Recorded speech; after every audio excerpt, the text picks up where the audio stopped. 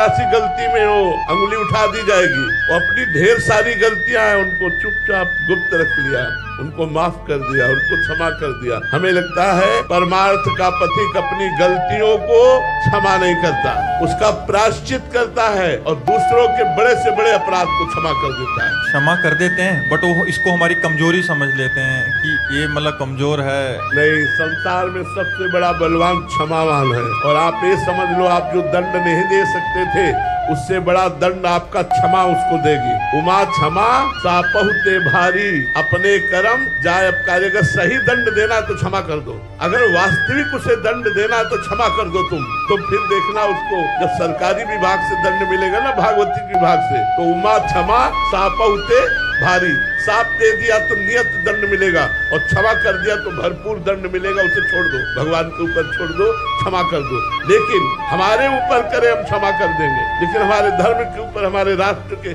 इसलिए बोले कि हर जगह क्षमा ही नहीं काम करती, कहीं कहीं क्षमा बड़ी निंदनीय होती है। अब कोई किसी बहन बेटी को छेड़ रहा है, आप वहां से क्षमा करके चले जाओगे? कोई अत्याचार कर रहा है किसी गरीब पर, किसी निर्बल पर, आप वहां क्षमा करके चले जाओगे? नहीं, वहां चाहे हमें प्राण चले जाए हम वहां क्षमा नहीं करेंगे, उसकी रक्षा करेंगे। ये बात ध्यान